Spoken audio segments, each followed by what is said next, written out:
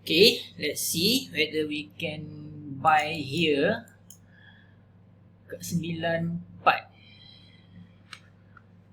Kalau this candle close above the SMA 5 lah. Tapi volume very low. No. I will not get tricked by this. Even though kat sini ada indicator ni lah. It's too risky. Tak payah. Check lain. Okay, ada harapan. This might be it. This might be it.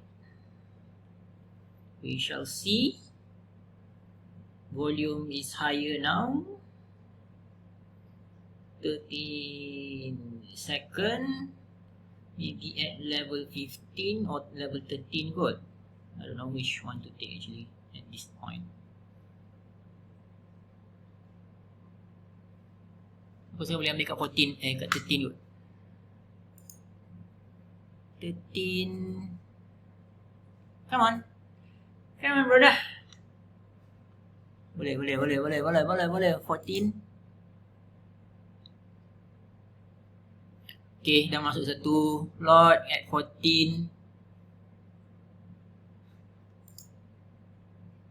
11.50. Shoot. Dah macam siul.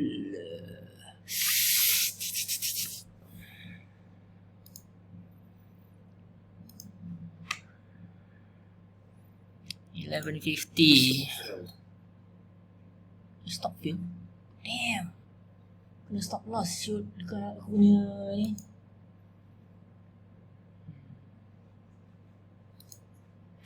Go.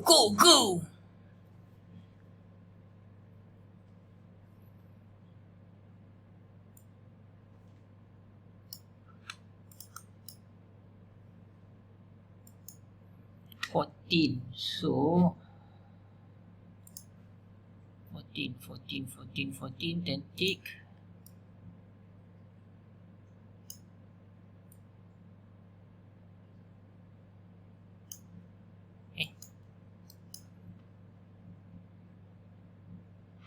Eh 16 punya. Damn.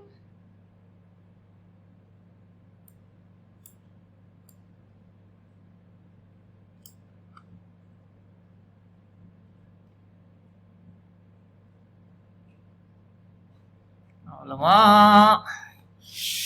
Tak hit ke?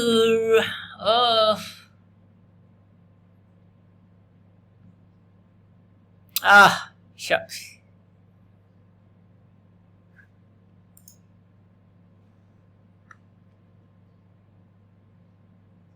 And I'm hoping that dia ambil aku punya second lot.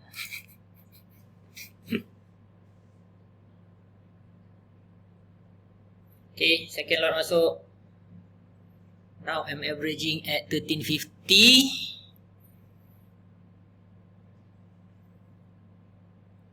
Oh man, don't do this to me kalau nak patah balik tak kot.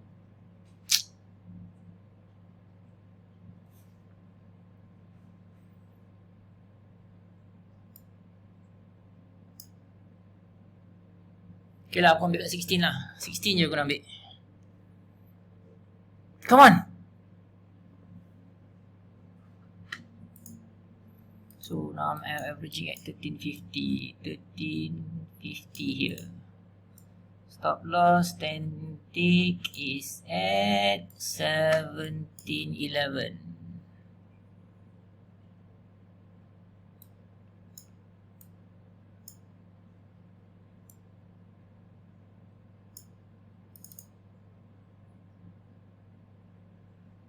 Come on. Go. Oh shit. Okay lah, ATR 4. So aku ambil double 10. Okay lah, I'm still safe, I hope. 16, come on, hit 16. Alhamdulillah, hit 16. So far my system working lah. Oh, macam boleh dapat 15 tick je. Okay, tak apa. Nak testing hari ni.